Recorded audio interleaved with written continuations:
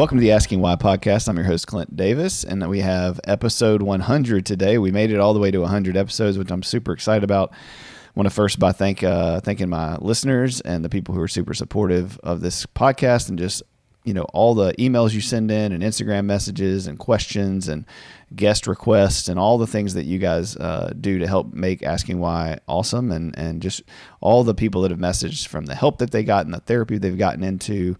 I'm just super thankful that God has given me the space to have these conversations and to be able to get down to some root causes. So thank you guys for listening. Today we have Dr. Glenn and Phyllis Hill on. They have amazing resources for couples. Connection Codes is a book that they sent me that I read that is awesome. And so we're going to dive into some of that stuff today. So welcome to the podcast, guys, and just kind of introduce yourself and tell us who you are. Thank you. Yeah, thank you for having us, Corey. Wow. Well, quick version, we have been married 41 years. That says a lot right there. We have 10, almost 12 grandchildren, 4 children, and they all live around us. So we have a full life. And Glenn has a private practice, marriage and family therapist here in town. And it's good. Good things are happening. Yeah. So Glenn, how long have you been at LMFT? Oh, goodness. I opened my private practice 10 or so years ago, so I'm not sure exactly the start date. It's been a blur, but somewhere around that. And I'm also a clinical sexologist, so that's my PhD in sexology, which is the greatest degree in the world, because I get to talk about sex all the time. Yeah, I recently had a clinical sexologist on the podcast too, and we had some great conversations. I'll send you his stuff later. And then, Ms. Phyllis, what's kind of your background? What do you do full time? What's your story? Well, I ran a company for a very long time and then sold it in 2020 and jumped on board with Glenn with the Connection Codes. We speak all over, love to travel with him and have the opportunity to speak, and then also do sessions with him in his private practice. Yeah. Oh, wow. So you sit in on some of that and help with the therapy work?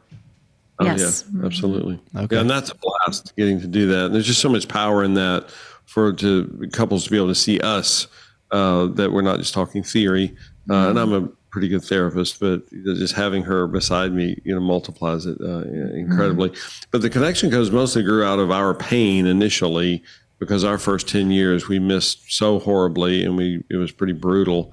Our second 10 years, we followed all the marriage advice. We learned not to talk to each other about trigger topics, which means we didn't talk very much. We had 4 children by then, and so we mostly just talked about the kids. But we didn't connect. But we looked like we were doing great because we didn't fight like all the couples around us did. Really just learned how to live parallel lives, and couldn't believe that this was the essence of it. And we're faith-based. We were faith-based then. And we thought, if God designed marriage, this is a really, really bad joke. This is not what we signed up for. 24 hours before our wedding, we were excited about happily ever after. 48 hours after our wedding, we're like, oh my gosh, what did we just do? Because we'd signed a 70-year contract. I figured I'd die when I was 90, and I was 20 years old at the time, although by then I was hoping it'd be sooner. Because we had just missed so badly with each other. Most of it centered around sex, but just a lot of it was we had no idea how to process through anything, basically. And we're the slow learners in the group, so it took us 20 years before we got a clue on how to actually do this. And then Phyllis actually made me quit working. I went back to school, started doing research, and to figure out, how is this possible? How is this possible that these two people who are intelligent, they're talented, they're gifted, they have every good intention, they're trying their hardest, and they are completely lost from each other? And that's what eventually evolved into what we now call the Connection Codes, that we're actually coded for deep connection. We just didn't have the tools to do that. We had no idea how we were missing each other so terribly. And now we know, and that's the reason we're passionate about this, because we're mesmerized that this is even possible, especially because we remember the pain. We know what it's like to live in pain, not just for an hour or a day or a week, literally for decades. And and now to get to live what we're living, we're like, what the heck? How is this the same couple that it was 20 years ago? And it is, and we're mesmerized by that. Pretty fun. Yeah, that's awesome. What about for you? Well, I think about that in just the idea that we thought we had the list of all the things covered before we got married. And I was shell shocked of how the honeymoon went, and, how it's kind of like you come out of that going, who do you talk to? Didn't know anybody to talk to because no one had really talked to us before we were married. And, it's kind of like you all of a sudden are living in pain and you don't know what to do with that pain. And it becomes a part of your life that you hide. We were very active in ministry back then. And it's like, there's no place for this. We're supposed to be doing great.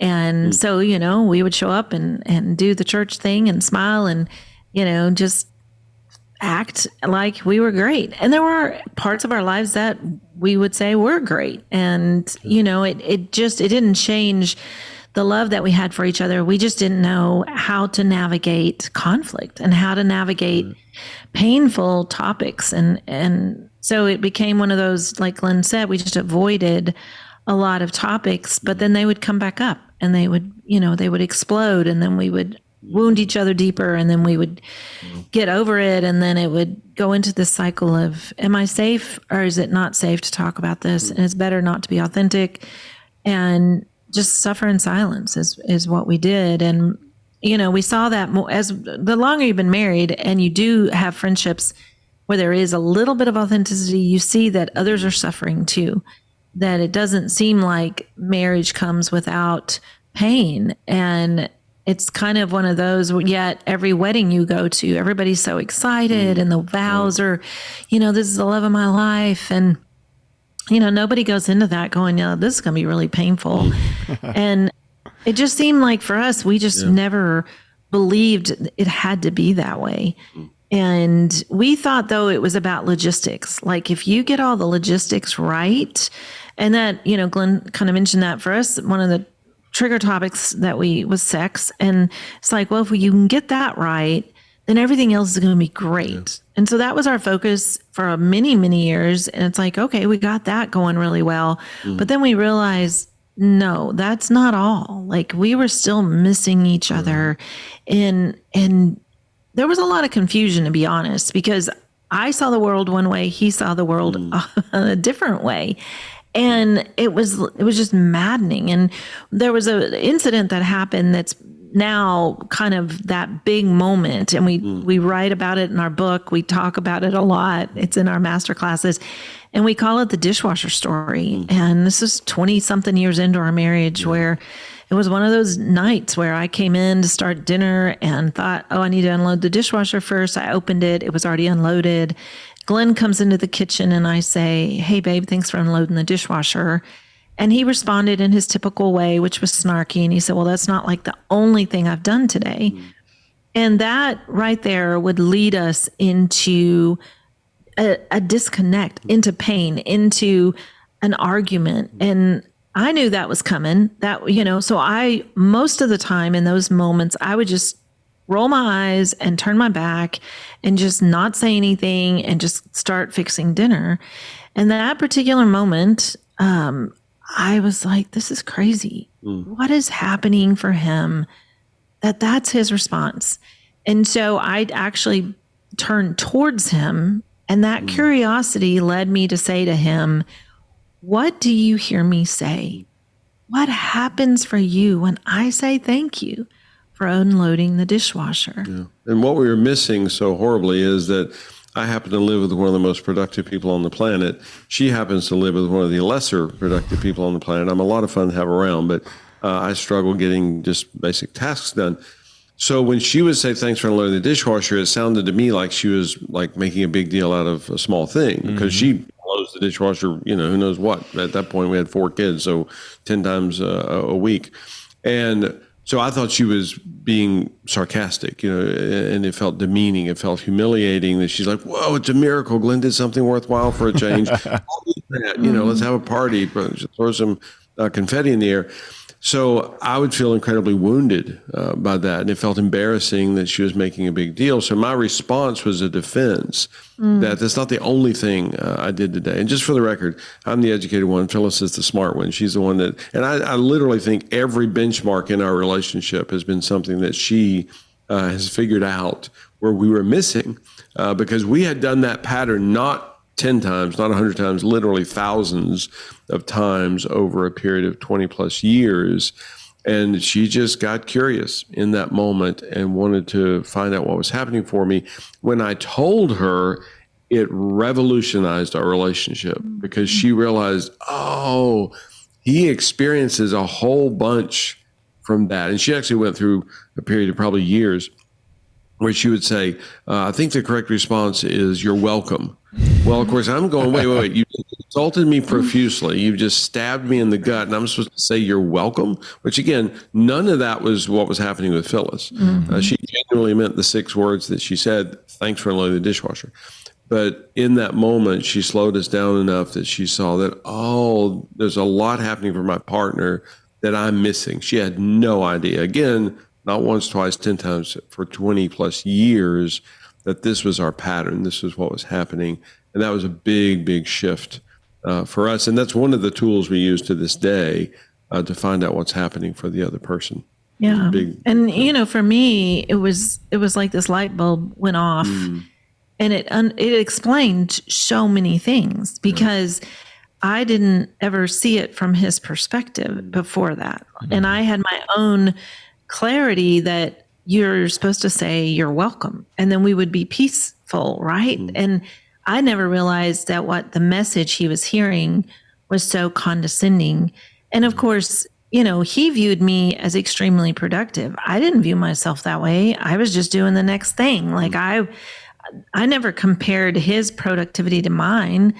I never thought to do that. And so his reaction was so out of my paradigm. And, you know, also in those moments, I learned there's so much deeper. There's stuff going on that's so much deeper than what it looks to be. And I thought it was all about the dishwasher, and it had nothing really to do with the dishwasher. And so logistically, in previous years, it's almost like I would then avoid even the idea of him ever unloading the dishwasher because I didn't want to get anywhere near the possibility of him giving me some snarky response and us being at odds for the rest of the evening. And so I was always trying to run ahead of him to avoid any possible misstep that would get him off. And that was exhausting for me. And when that moment happened and I heard his experience, it kind of took us to this all completely new level of curiosity and understanding. And it was this simple idea of just tell me what happens for you and then vice versa, because there's such a genuineness in that. There's such a depth in that. It's that true authenticity where we can show up and say, well, I hear the words, thank you, but that's not how they feel to me. They don't feel like gratitude. I hear it like you're making fun of me.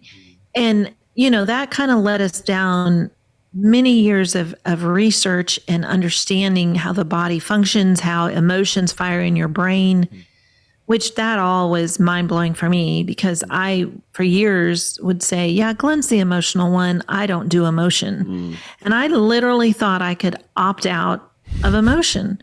It's kind of like either you get stuff done or you're emotional. Yeah. I thought they were not like you either went in one direction or the other. I had no idea that the brain fired emotion, that everyone has emotion. You can't opt out. You can't choose the ones you want to choose. Emotion happens to you. And it took us down an incredible road full of research and tools that a lot of it was first just to help me because I had, from a very young age, learned that tasks were acceptable, emotions were not.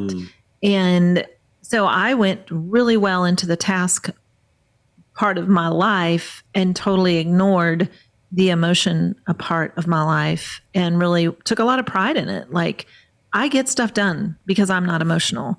And if, and I know, even being critical of Glenn, like, if you would just stop being so emotional, you would then be that productive person you want to be, not realizing emotion was not the issue. And actually, we both have emotion. And I had more unhealth in the fact that I denied all of my emotion and thought that that was the healthy way to live. Yeah, and that led us about that same time. Phyllis made me quit working. I was a contractor at the time. And she said, babe, as hard as you work, we should be rich, and we're not rich. So you have to quit working. Which I was like, that seemed like a bad idea. But she started building a business, and she was amazing at it, far, far better than I ever was running my business. And I went back to school, and that allowed me the freedom to start doing research in human behavior to figure out how this young couple who is so excited about happily ever after, the 24 hours before their wedding, sometime thereafter, whether it's a day, 2 days, a week, a month, 6 months, a year, virtually every couple within a year or two is thinking, what the heck happened? Great, I'm stuck with this person the rest of my life. And of course, these day and age, a lot of people just go, forget it, I'm not doing that. I think the divorce rate is the same today as it was 100 years ago. Now people just make it legal. They actually file the paperwork on it. So I was determined. I don't have a lot of strengths, but one of my strengths is I'm going to figure this thing out. Dang it. You give me something that's broken, I'm going to figure out how come this might take me 3.5 weeks, so I can't make a living at it. But I'll figure out how come this, gadget is not working. So I was going to figure this out. And I knew that it was figure outable. I just couldn't believe, and we're faith-based, and I believe that God designed marriage. And I'm like, what a horrible idea. What kind of cold-hearted, cruel joke is this? Right. To set this thing up. And all I could figure is that back at creation, there were no video games. So God was just looking for some entertainment. And so he's like, oh, wait a minute, I know. We'll invent marriage, and it'll be very entertaining. We'll get some popcorn and, just observe. Which I no longer believe that. But at the time, I was like, this doesn't make any sense. Who would set people up for this painful, brutal, unmanageable, unbearable scenario? Then I started recognizing emotion, studying emotion, and realizing, oh my goodness, this is not optional. And people say, and this is centuries old, people are like, you need to control your emotions. You can't control your emotions. There's no such thing. You can control your behavior, but you cannot control your emotions. Emotions are brain chemistry. And it's literally, we have 5 regions in the brain that are the central command center for emotion. Emotion occurs throughout the body, but the limbic system actually houses the core emotions. And you don't get to choose what's happening there. Nobody plans their emotional day each morning. 11:30, I'm going to feel some shame. 1:15, I'll feel some fear. Nobody does that. That's not how humans function. So then we started recognizing that, this is just the human condition. Then when we figured out that humans actually connect in deep relationship through emotion, not logistics. Logistics get us together geographically. They do not get us together relationally. That shifted a whole lot to realize, okay, so we have to get down to this to help people connect with emotion. Well, of course, most people don't even understand emotion. They have no idea. And they've been told, whether verbally or non-verbally, most of their lives to stop experiencing what they're experiencing and to shut up about it. And they did. They learned to do that at whatever, age 5, 8, 10, 12, 15. And at some point, they stopped being authentic. We're all coded to be authentic. We're born that way. We're authentic at the beginning of our lives. And then somewhere along the way, we get knocked off course and we stop doing that. But Phyllis wants to dance with the authentic version of Glenn. She wants to know the real core of Glenn. And whenever I'm able to do that, to present myself that way, she lights up and we connect very, very deeply. And it's very much vice versa. But that's the power of it. Yeah, I think that's awesome. I think you're spot on with people not knowing their emotions. We have conversations all the time with clients and people, and you'll say, well, how do you feel? Like, what in that moment, what were you feeling? And usually you get one of 2 things. I'm ticked off or I'm sad. And it's like, that's it. If they can name it, it's those 2 emotions. And it's like, what about betrayed or unknown or not good enough or unworthy or, broken or uniquely broken? Or, you start giving them this kind of feelings list, and you'll see it, right? That'll hit them when they're like, that's the word, that's the thing that really sits with me. But you're right. We're couple of generations removed from people who just like removed all the emotion out of it because they see emotions as bad. And it's crazy as Christians that we would think that way, because Jesus was the epitome of all the emotions, and God even in Scripture, has lots of emotions that he lists. And one of my favorite things is Jesus before the tomb of Lazarus, weeping for his friend. Yep. And I think sometimes we do that with each other. We minimize, we invalidate, especially in marriage, we'll get over it, or that's not what I think, or that wasn't my intention. So what the truth is, get over it. And it's like, well, Jesus knew what the truth was. He knew he was going to resurrect Lazarus, but he still cried about it. He still mourned about it. And I think if we can teach people that it's okay to feel emotions, and actually feeling them and experiencing them in your body, in your brain, in your heart, and then learning what do those mean, what do those tell me about myself, then we can actually start to control our behaviors and our actions. And so, yeah, that's what I loved about kind of you guys' cycle and the thing that you guys teach, and just the connection codes in general, because it is about trying to find connection. And and I think addiction and drugs and alcohol and porn and all these things are about trying to find connection. And connection is the solution to most of those addictions. Yes, there's chemistry going on, and yes, there's brokenness in biology, but even those things can be healed through connection, because especially if that person has the Holy Spirit in them, right? Because that's ultimately the connection that you really need, is that connection with your Father in heaven. And that's why Jesus left the Holy Spirit for us, is so that we could have the Holy Spirit in us, loving on the Holy Spirit in others. And there's something spiritual and magnificent and magical about all that changes everything. Yeah. Dr. Bruce Alexander, was one that said that the opposite of addiction is not sobriety, which we've believed for generations. He said the opposite of addiction is connection. And a good friend of mine, Aaron Zent, says that these addictions, whether alcohol, porn, whatever, they're not the problem. They're the solution. They're a bad solution, but that's actually the solution. They work. That's the end of it. And what we do is we treat it as though that's the problem. And so and I'm not against any 12-step groups or whatever that benefit people, but we just treat the symptom. Yep. And we haven't really solved the problem. We've just stopped this one behavior that's a detriment. I'm not saying it's a benefit at all. It's a detriment. But if we don't go before that, before get to, we call it the core, get to the core of it, then we're really just treating symptoms. So now the alcoholic is no longer drinking alcohol. Now they're fill in the blank, doing this other thing. And so then they need to go to another group to solve that problem. And then they're just continuing, but we don't ever get to the core of what's actually causing what's the core of it, the foundation of what's the problem. And so it's just maddening, because then we just are spinning plates all around. Yeah. People get really frustrated with that, because our whole world is set up on that behavior modification idea. And even the American church to some degree, right? Don't drink, don't cuss, don't date anybody who does, look right, be nice, do all these things. But are you doing it with the right heart posture? And Scripture's clear that unless you're doing it without love, it's a clanging gong.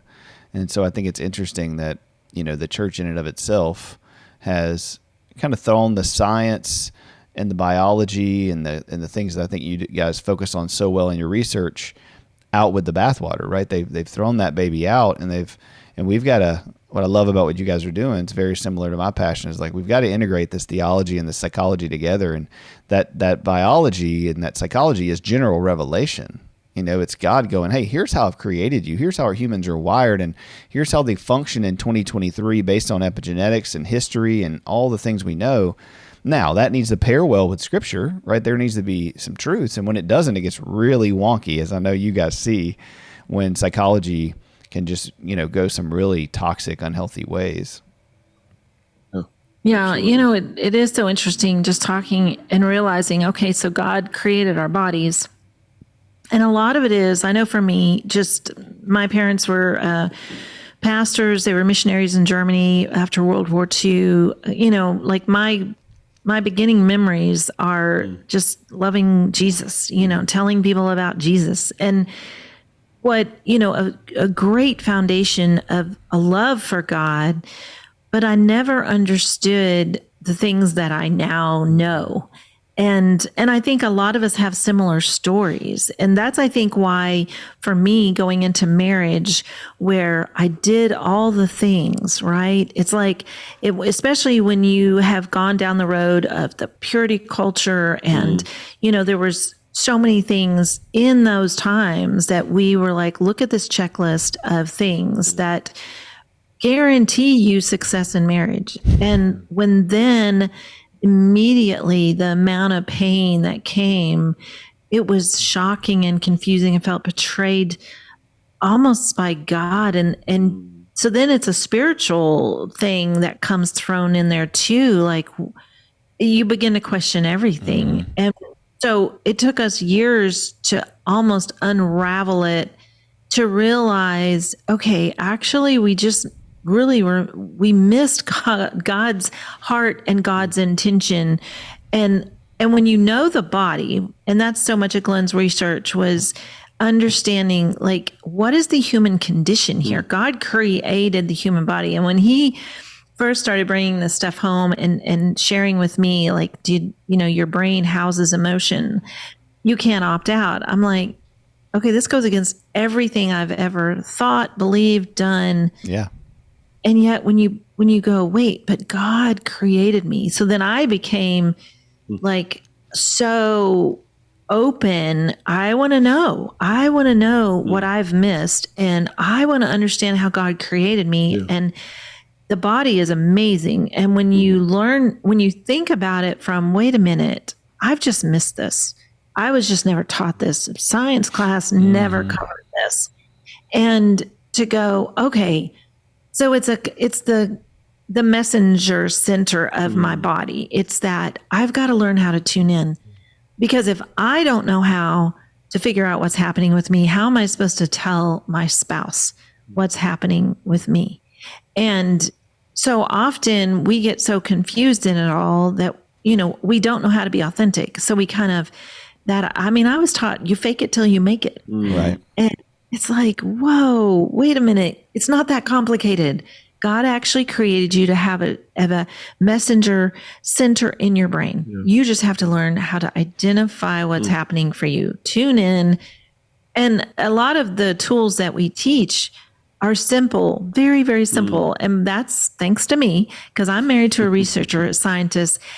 All of his words are really big. And I'm like, no, babe, I'm the Cliff Note girl. I'm not going to read that book. I'm not going to read that research paper. I don't have time. I don't want to take time. Make it simple. And then even in creating the core emotion wheel, the 8 core emotions, I needed it simple. And the science now is becoming more and more phenomenal. How through brain scanning, we actually see that when we tap into and identify the fear region of our brain, and we communicate that verbally out loud, it actually releases it out of our limbic system. We are able to regulate our nervous system by doing that, which is phenomenal. And just for the record, Phyllis was a very difficult case study, so yes, I didn't want her to present herself too good. Well, once she got into it, but initially she's just running her business. And so I'm doing all this research and I'm coming home like, babe, look at this. And she's half, a third tuning in because she's busy doing stuff. She's keeping her very large ship running. And she had no idea that it applied to her. She's thinking, oh, this is really cool stuff you're doing, whatever. I'm glad you love it. And then I'm just honing in going, oh, that's how we miss each other so much. It applies to all humans, and she was the one that figured that out, because I'm thinking this is just marriage, a marriage therapist, so it was all about marriage. And one day she said, wait, babe, this isn't just marriage, this is humans. This is every human relationship that ever happens. So when we start seeing that, so many, with our masterclass, we cover so many of the nuances because there's so many layers of this, but it's incredibly simple. Again, you can research it endlessly, which I love doing. But to realize when Phyllis says to me, I feel hurt by what you said, it actually tickles the pain region of my brain, and it becomes a shared human experience, and we bond through that. Versus somebody going, you hurt me. Well, now that person looks like an attacker. We call it the wolf. So now Phyllis looks like a wolf in my brain. Now I'm activated with fear because I'm like, oh crap, there's a wolf in the room. what am I going to do with a wolf in the room? She's going to rip my throat out, and we're off to the races, and we're doomed, at least in that moment. Whereas when she's able to very, very simply convey from a position of vulnerability that I felt hurt by what you said. She's not trying to feel hurt. She's not volunteering for hurt. She's not choosing hurt. She just felt hurt. I'm not even blaming Glenn in that situation. Did I contribute to it? Maybe, maybe not. I may have actually said something good, like thanks for unloading the dishwasher. But in that, of course, we're reverse rolling here. But in that situation, the other felt pain. Yeah. So when we start recognizing that okay, that individual's not choosing pain, they're not trying to feel pain, and you can correct them all day long. We call it the court case. You can take them to court and prove that they shouldn't feel pain. They should not feel hurt. Okay, you won the court case. You lost the relationship, but you won the court case. And that's what most people do. And especially we faith-based people, say it's in the name of truth. I'm just standing up for truth. Well, Phyllis did feel hurt. That's the truth. She did feel hurt by what I said. Did I intend for her to feel hurt? I hope not. But she did feel pain. She did feel hurt, and we have to make space for that. And now we're really good at it because we know the connection codes. And I should mention that just in passing, Clint, that the connection codes are based on the human condition. Every human on the planet who's connecting deeply is using the connection codes, not because we say so, not because we wrote a book about it. It's the human condition. When someone feels disregarded by another person, they will not connect deeply. It's not because I wrote about it on page 86. It's because that's the human condition. That's true for everybody. And nobody gets to opt out of that and go, oh, no. I treat my wife like crap and I expect her to connect deeply with me. Sorry, welcome to planet Earth. That's not how the human condition occurs. And there's nothing you can do to get away from that. Again, not because Phyllis and Glenn said so, but because that's just the human condition. Yeah, you're so right. I mean, if somebody doesn't feel safe, then there's, their nervous system kicks in, their fight or flight happens, their hippocampus is all over the place, right? There's all this awesome brain research that we didn't have, 50 years ago. I mean, for goodness sakes, the word PTSD didn't come into the English language and the DSM until 1984. I think we have to recognize as a society that we've moved from, communal living and living as families and gathered together and helping each other into individual culture in just 50 years. And the brain science and the actual understanding of how we're wired and how that shapes is really new right in the middle of all that chaos. And so it's no wonder that the family unit, the marriage, is being attacked, so much. As you said, for hundreds of years, the unit has been broken and men have done their thing and women have done their thing. And that systemic, whether you call it patriarchy or power or whatever you call it, has changed throughout society. Yeah. But the core thing that hasn't changed is our inability to stop and communicate when we're hurt, when we're in pain. And I would say deeper, to even know what we're in pain about and not to put that on our spouse or our coworker or our boss. Right. I do a lot of marriage retreats and then parenting seminars, and I think you're so right, Phyllis, in recognizing that it's just the human reaction to anybody. Because if you're not healthy, then you're going to be reacting to your kids. And I see that a lot. We want to parent as a church, as a society. We want to discipline, we want to punish, we want to do these things so that our kids turn out a certain way. And yet, if you ask the person, well, how, at 3, what does your kid need, or how do they develop, or how does their brain work? They're like, well, I don't know. It's like, okay, well, if if you're going to put, drive a car or use your cell phone or computer or whatever, are you just going to wing it the whole time and wonder why you keep getting, the wrong things and you can't get this function to work? Or are you going to maybe get, the book out, the manual out that says, here's how it is? And our parents would have said, well, we didn't have a manual and that's why we screwed it all up. Right. But the sad thing is, like, for example, connection codes and other research that's out there in parenting, and there actually is information that we have now that shows kind of, we don't know it all. There's still mystery, but there is a lot more people speaking to these things. And I think y'all's book, for my listeners, it's not long. It's not some heavy beat you over the head with it book. I mean, I got through it really quickly, and it was very validating and comforting and encouraging. And just, I was looking at our marriage, and we're very similar to you guys. I'm the therapist and thinker and, dreamer, and my wife's the more practical, pragmatic person. There is a right way to do the dishwasher, and we've worked through that ourselves.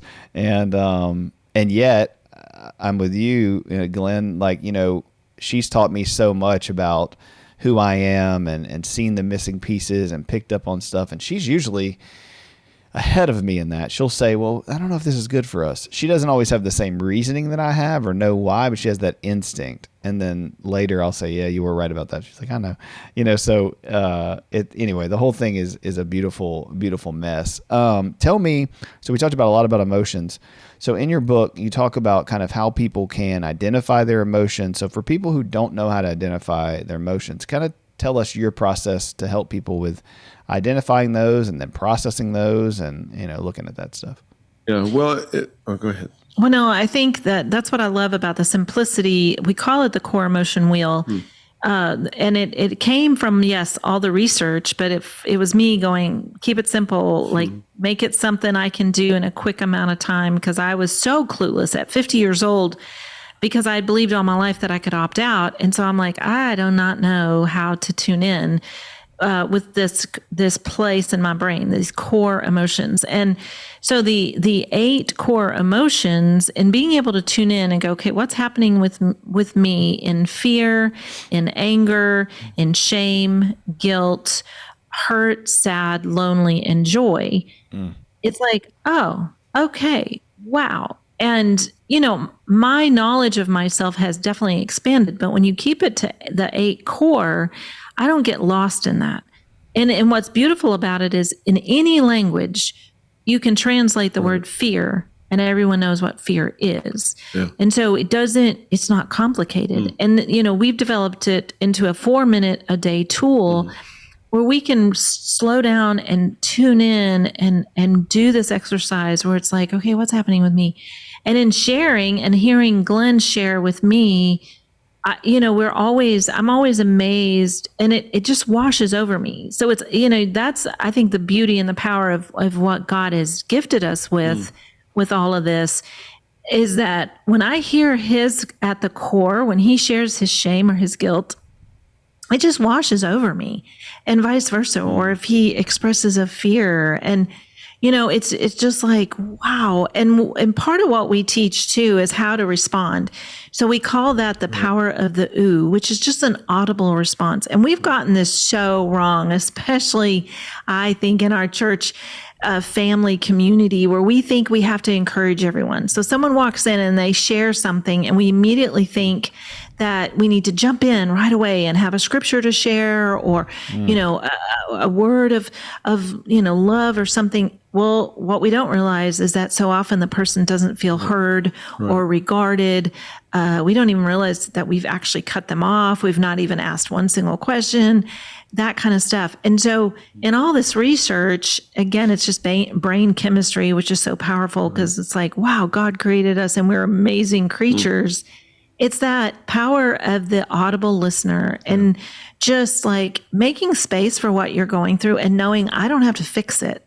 That is so incredible. Yeah. So often we take on the burden of other people and we think we have to fix our partner. We have to give them the answers. Actually, they just want to be heard. Every once in a while, someone wants advice, but then they are pretty clear. Hey, I'm about to buy a car. Do you think this one is a good one? That's real clear advice seeking. But often people just want to be heard in their experience. And that we call that following the energy of what's happening for that person. And it's so powerful when you think, I don't have to fix you. I don't even have to really agree, disagree, encourage. I don't have to defend myself.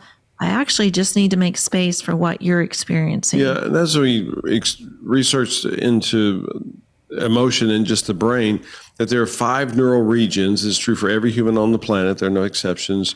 Anger, disgust, pain, pleasure, and fear. And again, this is just brain scanning. So it's no longer a theory or a philosophy or a neat idea. It's just, every human on the planet breathes oxygen. Yeah, well, facts. No ice cream. I'd love to breathe ice cream. That'd be fun. Well, sorry, you don't get to. You have to breathe oxygen. It's not an option. So this is just brain chemistry. We separate 2 of the regions because they look so different on a brain scan. Emotional pain, we divide into hurt, sad, and lonely. They look very different on a brain scan, and the experience of it. Hurt feels very different than lonely. Sharp stabbing pain is hurt. Loneliness is that dull aching pain. And then disgust, we divide into guilt and shame because they look identical on a brain scan, but the facial expression, body language, and behavior is distinctly different for people when they're conveying guilt versus shame. So we get the 8 core emotions. That's just the human condition. And there are thousands of emotion words, but all of them are either a level of or a hybrid of the 8 core emotions.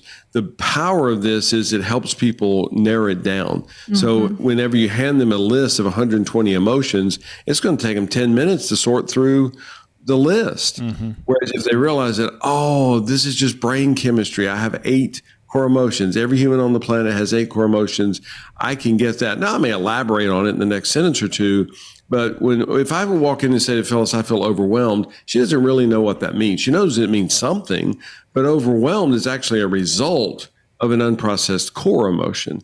Anxiety, stress, those are words that are so much variation. What does stress mean? Well, it depends on who you're talking to. It depends on what they're experiencing.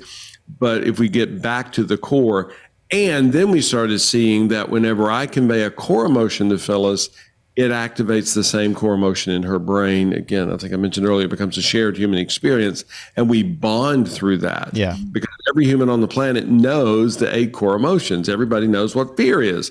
We just do. And whenever I say, whoo, dude, I felt some fear earlier today, it tickles the fear region of your brain, and you're tuned into me and you're cued into me, and you know what that means because you know what fear is, because every human knows what fear is. So as we began doing that, and then we're like, we got to figure out a way to help people get this. We're coded for this from birth.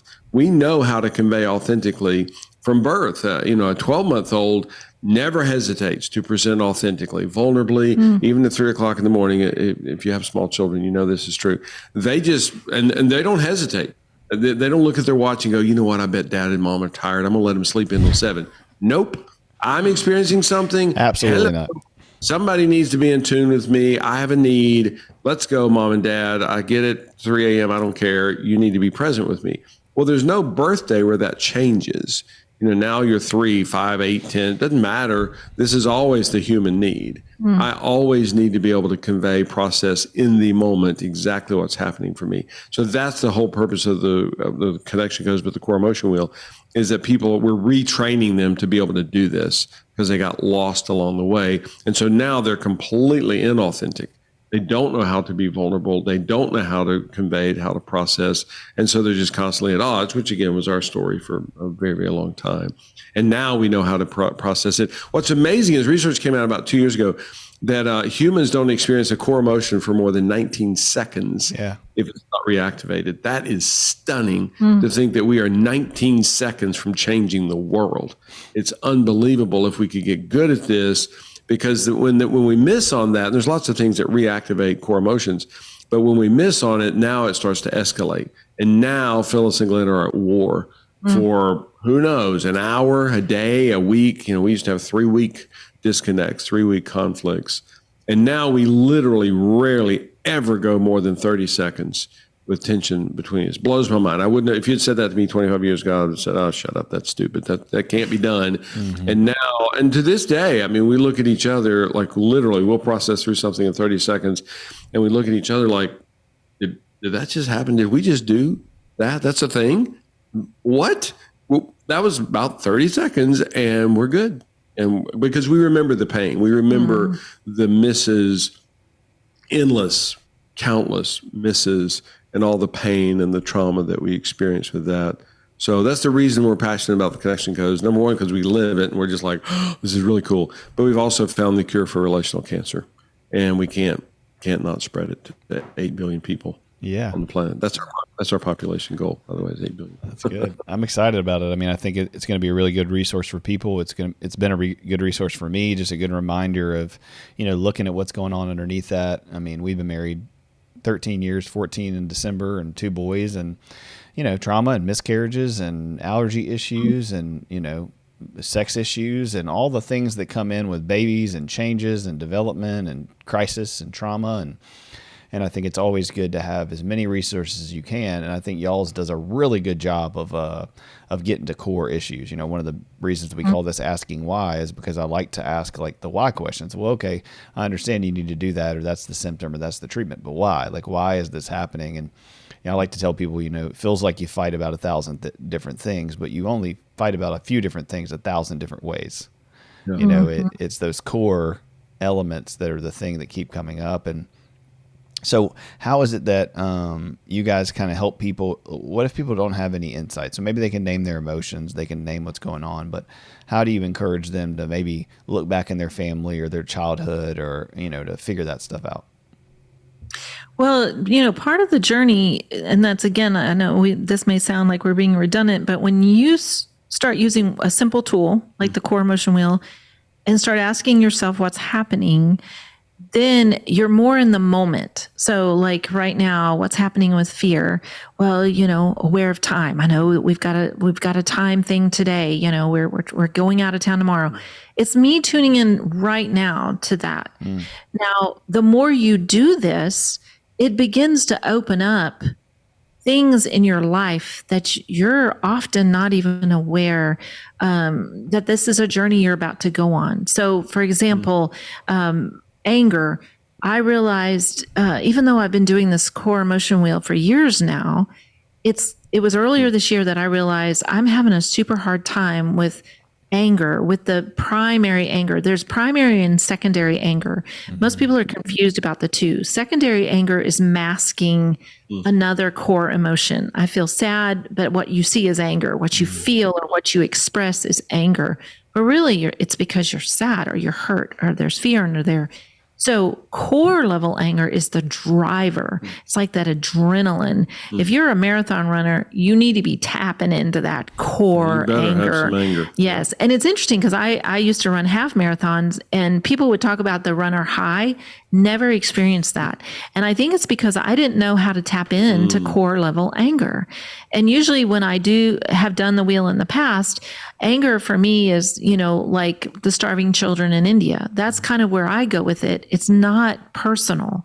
It's not close to home for me. Well, in doing some pretty deep diving into that at the beginning of this year, for reasons that came out in my body, which is interesting how your body sometimes when it starts to break down, it forces you to look at some stuff pretty seriously. So anger was the thing that came up and I'm like, what?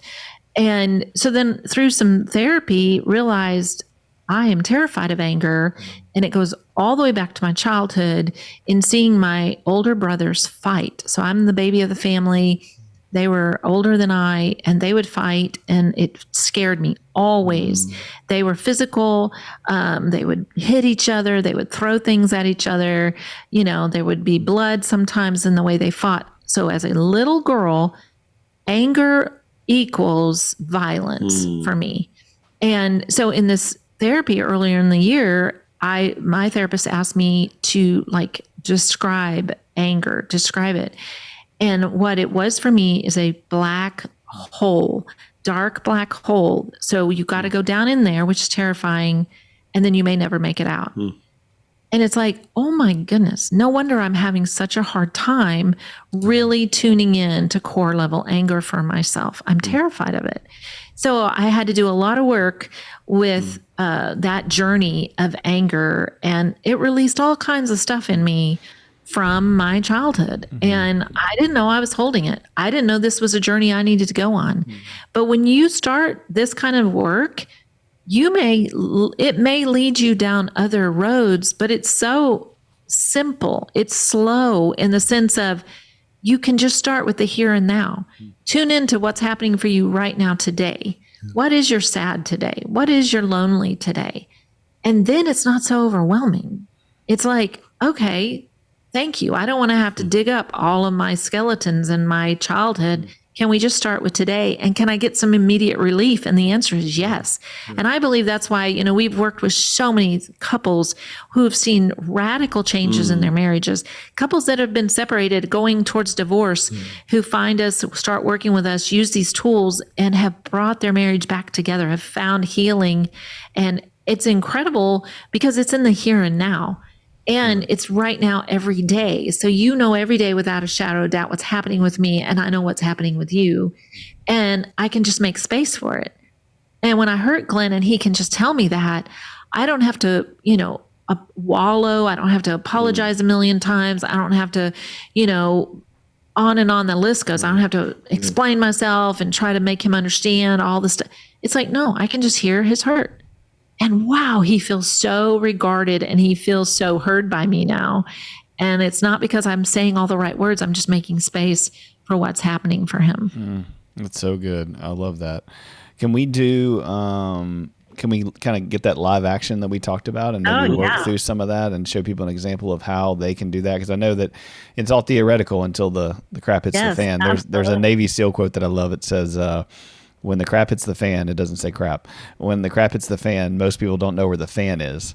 And I love that because, it's true in the moment. People think they're going to do something or say they're going to do something, and then it goes down and they're like out of it. So let's show us some live action. That'd be great. I love that. So what we're talking about is Glenn and I are going to do the core emotion wheel. And so is Clint, which is really cool. But if you're listening, if you'll go to connectioncodes.co/asking why, it will send you to a landing page where you can download the core emotion wheel. So you'll have it in front of you and it'll teach you the rules of how to use it. And there'll be a video with that, just for your listeners that will also show them how to do this. So, but yeah, let's do it. Well, and let me say that's a free download because we want people just to have this, and it will walk you through how to do this. There are specific rules in doing it. So we just want to make sure that people are able to do it successfully. Yeah, thanks for doing that, guys. I appreciate that. We'll have Chip link it and make sure people can get on there. Cool. Awesome. All right, I'll start. So since we just covered anger, I will talk about anger. So just in some of the conversations we've had today and yesterday, I feel a lot of anger that we were never able to take care of my mom, which was always a dream of mine. And when the time came, we weren't able. And yet now we're taking care of your mom. And I do feel anger in that. I'm the daughter-in-law.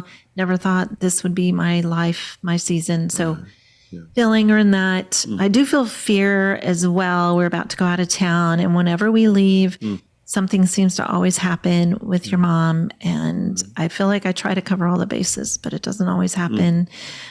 Some loneliness in that when it's time for us to go out of town, because I am the one who is the tasker. So my list is always long of getting everything lined up perfectly so we can go, and do feel alone in that often. I'm always just thankful when you get your suitcase done.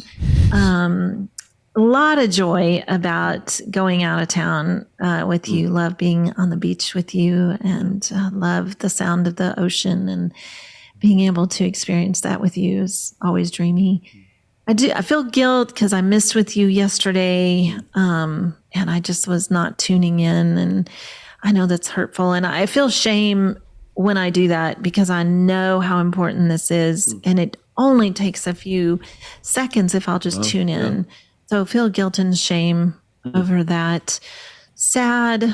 Oh man, sad. Yesterday was rough, just with it was my nephew's birthday and he's passed away. That's always hard for my sister. And just it's that moment when as a family, we kind of tune in, we start telling stories via text, and it's just kind of shocking that he's not here. So feel a lot of sad in that. Hurt. I think, I know I missed with you yesterday, but then last night when we were trying to get as much done for the trip, I felt like you weren't tuning in, or I knew you were tired, but it was like we had to do it last night. And so I feel hurt when you're not on the page with me logistically and you're just not tuning in. That I feel hurt in that. Did I cover them all? I think so. I think I did. Yeah. Thank you. Yeah, for me, I felt hurt yesterday morning just with the miss. And, you're so powerful and you get so much done, but then sometimes you forget about humans, and I just happen to be one of those. So I felt some pain in that interaction. I feel guilt that I'm not a better tasker, that so much ends up being on your plate. It's just amazing that I miss stuff, that just fundamental things like taking shirts on vacation. Who knew I was supposed to bring shirts? And I feel some shame in that too, because I'm actually a grown adult that should be confident. It startles me that I show up places like, oh, those socks, whatever. So we'll be at the beach, so hopefully it'll work out. Yeah. Tons of joy about going away with you tomorrow. It's such a blast. I'll go anywhere with you, anytime, do anything. Wow. But if I get to choose, the beach is a great choice because it's just so fun. And then our oldest grandchild is going with us, which is pretty spectacular, too, that she'll be there for a few days. Let's see. Fear about this whole task of reaching the world with this message. Wow. Somehow I think we've been entrusted with this, and we found the cure for relational cancer. And I'm like, dang, this is a big undertaking. I'm glad we have a good team around us, but it feels like a lot. I feel fear of not being adequate. A little bit of shame in that too. Lonely in that sometimes too. I know this is kind of my brainchild, and like, dang, I don't know that I'm up to the task. I don't know that but it feels like such a wonderfully huge, beautiful burden, but it still feels like a burden at times that we've got to get this out. Some sadness with my mom. Just, I wish we could connect better. I don't know how to do that. She's 95. I don't think she's changing too much in the next year or so. But I usually walk away with sadness from interactions with her. Let's see. Did I cover anger? I don't remember. If I didn't, I am really, really driven with this whole mission. I love it. So much joy that I get to do it with you. But in that core level anger that we have to get this done. We have to stay on point, which really motivates me that we don't miss, because when we miss each other, we're useless, or at least I am. It's just ridiculous how knocked off course we get if we miss with each other. So again, just so much joy that we know what to do. We have the tools, and when we use them, we win. It's amazing. A lot of fun. Thank you. That was great. So, you do that, Clint? Do you have the 8 core emotions? I got them. Yep. Okay. Yeah. One thing you said is that I'd like to ask a question about before I go is when you miss, what do you mean by that? Can you explain, like, when you miss, what that means? Yeah, I mean, yesterday morning, and again, Phyllis is perpetual motion. She's phenomenal. There's an upside and a downside to everything. The upside is, whoa, Phyllis is, wasn't for her, I'd probably be dead. I mean, just so many things. I literally did not too long ago. I showed up for a vacation. I had no shirts. And I'm like, shirts? What was I supposed to bring? It's unbelievable. Because I'm a competent professional. Thank you very much. And I'm just like, what's wrong with me? I didn't pack any shirts. Anyway, I did have the one I was wearing, so I just kept watching. Not the point, Clint. Don't bring up those painful memories. Go back to the myth. Yes. What do you mean by that? Yesterday morning, she's just busy. And I don't remember what the thing was that I mentioned to her, but she just didn't tune in to me. And it's not because she's bad or wrong or evil, that she has any bad intentions. She's just getting stuff done, which is awesome. Again, that's the upside. And she just didn't tune in to me. And so then a little bit later, whatever the thing was, I can't remember what it was, but she completely missed that it needed to happen. Therefore, she missed me. And so we just missed with each other. So I felt wounded that she had not tuned into me. So we call it losing identity. I felt a little bit less identity, and I felt a little bit less valuable to her. It's like, wait, I just explained all that like 20 minutes ago. And how did you not? And she just either didn't hear it because she's busy, again, doing the good and right thing, getting stuff done. And so when we miss with each other, which is not real often anymore, and we process through it in 30 seconds, which again blows my mind that's a thing. I think it's the opposite of so many couples think there's a right and a wrong, and they got to prove, you got to find out who's right. And you go into the courtroom to try to prove it, and it's you always lose in that. You really do. And so the miss, it's like, it's not because I just missed with him. It's not because I'm a bad person or I'm wrong, he's right, vice versa. It's just a miss. And it pulls us together instead of being stuck in this trying to prove, well, what I was doing was really worthwhile and what you were doing wasn't. And on we go down that road thinking there's a right and a wrong and it has to be proved. It's like, there was just a miss. I missed with him. And then last night he missed with me. And we didn't have a conflict about it. We were just able to share the pain, or the lonely. For me, it was lonely last night that I just couldn't get him motivated to back. Yeah. So I was like, I feel alone in this. Here we go. So Does that explain that? Yeah. So how would you bring that to each other? Like when you feel that loneliness, would you say, I need to go through the core emotion wheel? What's kind of the language that you use? No, the core emotion wheel is an exercise to train us to do this in real time. So Yeah. she's able in that moment to go, babe, I'm feeling some loneliness here. We call it the 3 phrases. I literally, last night, I go, oh, what happened with lonely? What am I missing? And the third phrase, just that I'm missing it. I'm not missing it because I'm dumb or evil. And she's not experiencing it because she's dumb or evil. That's just what's happening. And we're able to process through that very, very quickly. Gotcha. Well, and it gets you to the 4th phrase, which is, what do you need? And when he says that, then I'm able to go, I just need your partnership. I need you to start putting some stuff in the car. And then it's like he's tuning into me. And it just makes all the difference. But that's because she conveyed the core emotion. Yeah. If she were to say something like, well, it'd be nice to have some help around here. Good luck Sideways. with that. Yeah. Okay. That makes perfect sense. Yeah. So in my lingo, I'm like, I think about it from that authenticity standpoint, and you try to teach people that when you're communicating the secondary emotion, or you're saying you did this and you're not communicating what's really going on, then there's the other person feels like it's inauthentic, and now there's danger. And you called it the wolf, which I love, because it's true. I work with equine therapy, and horses fear wolves. They're looking for their prey animals, and it's the same thing. If you're not authentic with them, then they're not going to connect with you, and they're not going to follow you and be in relationship with you because it's dangerous. And we as humans our brains are very similar when it comes to trauma brains. We're constantly looking for the danger. And so I love this. So, okay, that's helpful. And the 4 phrases, can you say those one more time? Yeah, the first 3 go together. It's just the ooh, which there's dozens of versions of the ooh. It's just something audible. We have a lot of research on that. If I'm audible with her, it tickles the pleasure center of her brain. If I'm silent, I can be totally tuned in. If I'm silent, it tickles the pain region, typically a lonely experience of her brain. And she's not trying to do any of that. That's just what's happening. So it's just an ooh, just something audible, just like, and of course you saw me doing that as she's doing the wheel. And during the wheel, we only use the ooh. We don't use all 3 phrases. But then in real time, the ooh leads you to the 2nd and 3rd phrase, which is what happens, and just ask what happens. Don't ask, what are you feeling? How does that make you feel? No, literally to just say, so babe, what happens for you there? Then the 3rd phrase is, I missed it, because my positioning is, I'm missing something. It's not that you're an idiot and you're not explaining it well enough. I'm missing it. Now, maybe she did explain it poorly. But I can't sell that to her. Babe, you didn't explain that very well. You need to do better.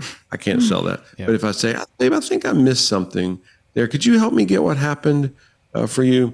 And then, so those 3 go together. And then after she processes the emotion, scientifically, she's clearing out the limbic system, so her cortex is engaged. Then I say, so what do you need? And that's the human condition, the human experience is meeting needs. And now I'm going to find out. And the 8 core emotions are messengers telling us what the needs are. That's why it's so important to recognize the 8 core emotions, so that I know what the need is. I need to get hit with guilt occasionally because I missed with her. And this is my girl. There's one of her on the whole planet. There's 8 billion people. There's only one of her. So if I don't get hit with guilt, I just keep repeating the same dumb mistakes over and over again and wounding her. Whereas if I get hit with guilt, I'm like, oh, shoot, dang it, I missed with that. This is valuable to me, and I just missed it. And now I can shift my behavior. I don't have to, but if she's valuable to me, I'm going to shift my behavior so I don't miss and wound her the next time. And now I'm a better version of myself. That's good. I like that. Very, very helpful. Okay. Thank you. So I'm going to try to go through this core emotion wheel. Is that what we're doing? Love it. Yeah, I'll do it. Okay. Let's see. What's my primary feeling today? I would say maybe fear. I have a book coming out, and just fear that it's not going to do well, or that people aren't going to, that I'm not known enough to get it out to the people who need it, and so that nothing's going to happen, and it's just going to kind of sit there, and 5 people are going to buy it, and all this work and effort and energy and time, means nothing. Anger, probably a second to that. I definitely feel that drive, like this is very important. This is something that can save our kids and can save our future, and that no one's talking about and very few people are dealing with. And I'm angry that our society is hurting kids, one, and two, that parents are so caught up in their own shame and fear and worry and popularity that they're just ignoring this huge issue that's going on with our kids, and whether it's abuse or technology or social media or whatever. So just angry about, feeling driven that like, I have a 5.5 and an 8.5-year-old. And so I don't want to look up in 10 years and go, well, I could have done something about it, but it's too much. It was overwhelming, whatever the excuse I would give. And so just that drive to like, get that done. And I love that, I do jujitsu. And so having that little bit of core anger, and drive, it's not being angry, it's not acting crazy and angry, but it's like, you have to have a little bit of that ego strength to like, survive. I'll just go around the circle from there. Shame, probably shame. Just the voice in my head that says, you're a sinner, you're not enough, you make mistakes, you're a counselor, you're a podcaster, you teach, you write. Like, how are you making mistakes still? How are you still screwing up? You're never going to get it together. That kind of stuff comes up a lot in my voice. In my head, just voices from parental figures or people in the past saying things. Guilt. Guilt, probably just that shame and guilt are so closely tied. But I would say probably guilt in the sense that I want to be better for my kids. I want to be as best as I can be as a father. And sometimes in the world we live, I don't always know what the right answers are. I'm not always reacting in a perfect Christ-like way. And I don't feel shame about that in the sense that I feel unworthy, but I feel guilt, like motivated to do better and go, okay, I didn't handle that situation better. I don't know the answer to this, so let me find the answer because they deserve better. Loneliness, marriage, probably. It's hard. We're homeschooling our kids this year, and just excited about that, and just lonely in the sense that I know it's going to take a lot of my wife's time and energy and perspective. And we got little kids, and for everybody who has little kids and you're in that little kid season, it can be lonely while you're trying to both connect with them, connect with each other, connect with friends. Just the overall view of like, here we are together surviving to take care of these little monsters. And we only have so much energy to give to friends, to each other, to everything. Sad. Probably sad. I got some relationships that are parental relationships that are disconnected that, just makes me sad that they're that way and that they continue to be that way, because of people's trauma and hurt and inability to trust and, a lot of things. And so I wish that was different. I wish that they didn't have the pain that they had. I wish that some of them were still around. I wish that, people were still alive that I did have good relationships with or could have. So that's that. Hurt. Hurt sometimes in, oh man, that's a hard one. Hurt. Maybe in people's lack of reciprocation sometimes in relationships. You feel like you show up, you give, you say the thing, you give the positive encouragement, you give the feedback, you share their stuff, you go back and forth and have people on and try to, rising tides raise all ships kind of thing. And I think sometimes people are just too busy and caught up in their own stuff to reciprocate that. And I don't think it's personal. I think it's just what it is. But sometimes that's hurtful when you feel like, you're the one paying attention to it or seeing it or catching it, and other people aren't. And then lastly, we'll end on the positive one. Not that they're all bad, but just hard. Joy. Very joyful about what I get to have you guys on, just being in this moment, being honest about my feelings, and having other humans who I know care about this stuff, be connected to me right now, even for an hour and 30 minutes. Connecting with people that love Jesus and are trying to make the world better makes me really happy. So leaving this and being reminded that there are other people out there that are fighting this fight in their spheres of influence, creating content, creating material for people to know Jesus, to love God, to act in accordance with Scripture from a not only just a biblical perspective, but a psychological, scientific perspective makes me extremely happy, because sometimes I think that goes back to the lonely one. You just can feel kind of isolated in what you do and think, does anybody else, care about this, or is this a passion for anybody else? And so that's what I was very thankful for, looking at you guys' stuff, is just this kindred kind of spirit. And so I was excited to have you on for that. So a lot of joy in that, and then joy in marriage, and joy in parenting, joy with friends. We have a lot of fun. All four of us are extremely extroverted, so it's very loud and lots of laughter and fun. And so that's it. I think I got all of them. Oh, That's dang, amazing. Dude. Yeah. You're a wheeler. I love it. Thank you, Clint. Yeah, absolutely. Thank y'all for listening. Absolutely. And, I just want to say that again for the download, connectioncodes.co/asking why. So you can get this. And, for your listeners, Clint didn't have a warning. It's not like he wrote all this out ahead of time. It's very much in the moment, which is what this is supposed to be. It's just genuine in the moment, what's happening for you, and love that you did that. And if you as a listener are exploring our website and you see all of our master classes and you're like, well, I want to just dive right in. If you use the code AskingWhy20, it will give you 20% off of any of our master classes. Cool. And just love this time. And, it's been really powerful. When is your book coming out, Clint? November 6th. So it's called Building. Say that again. Will you pre-order it? Yeah, you'll be able to pre-order it by, I think, Friday. So I finished with the publisher stuff literally this weekend, and we're working on some stuff on the back of the book to finish. I launched the cover art yesterday and just showing everybody kind of what we came up with. And it's called Building Better Bridges, a guidebook to having difficult conversations that can save our kids. And so it kind of takes us through a, few chapters of history on parenting and where we've come from, and a lot of the things we talked about today, just not understanding our kids and their developmental stages. And then that leads into kind of ACEs scores and trauma and epigenetic changes, which then leads into why we've experienced so much sexual abuse and sexual trauma over the course of the last, 10, 15, 20, 30 years.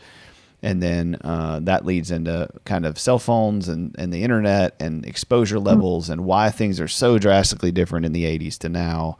And then it's kind of a guide into social media and cell phones and devices and why those are causing problems. And then a lot of what to do about that, a lot of apps and other books and resources, and a breakdown of like, here's exactly what you can say when these things happen. Here's who you can report it to. Here's why. And all the neuroscience and psychology and resources around all of those things. And that came out of, I got to do a TED Talk in January. And so, it was fun. It was a lot of work. And you guys know the ACEs scores, right? Adverse childhood experiences. And one of the things that's not listed is what I call childhood sexual neglect. And so it's what happens when a child grows from birth to adulthood without healthy and age-appropriate conversations about consent, body safety, proper terms for private parts, and sexual development in general. And so in my research and a lot of work I've been doing, it's meeting with church members, going and speaking and talking to people and clients. And we have about 20 something therapists that work for me. And so all of their clients, and just, there's just 4 years of hearing from people, oh, my parents never talked to me about those things. They never talked to me about menstruation. They never talked to me about masturbation. They never talked to me about sex or porn or any of these things. And I experienced those things on my own, not knowing they were going to happen, or with another child, or God forbid, another adult. And now I'm in therapy at 50, and this is the first time I've talked about it. And I think that's a real core problem with our sex lives, with our marriage, with our addiction, with our shame, that really very few people are diving into and digging into. And so the book kind of unpacks that idea and then gives a very parental directed kind of, here's how you can recover from your situation or your teen situation, and here's how you can prevent it in your kids 10 and under. Wow. And this is a 970-page book? Right. Yeah, it's about I think it's 272 or something like that. Yeah. Just under 1,000. We try to keep it. That's amazing. I mean, dude, just everything you just shared is that's so a lot powerful. For a 200-something page book. Yeah, we would love to have you on fantastic. our podcast just to talk about your book and that would be awesome. bring that to our audience. And I was going to say, it sounds like a bundle. Put the Building better bridges with connection codes. And wow, that's Yeah. No, for Yeah, sure. that's There's a lot of things about that I would love to talk to you guys about after this. And just, again, I think I really believe that, especially as Christians, there's so few people really diving into these things and really getting into people's marriages, that if we can all work off of each other, I mean, it's all God's truth, right? It's all his idea. Like you said, like nothing I write in there is, new under the sun. It's just trying to put it in a way that's simple. And each chapter is informative and has great research, but I try to keep it, the feedback, I've had about 15, 20 people read it, and the feedback's been, it's very conversational. It's the average parent can read it and get it and understand it. So I'm with you guys. Like, you can get really, you can read The Body Keeps the Score, right? But that's going to be, oh my gosh, I love it. It's a great book for a clinician, but everybody I ever send to read it is like, oh, I couldn't get through the first 3 chapters before my brain was vegged out. Yep, exactly. Yeah. Yep. So I think the balance is great.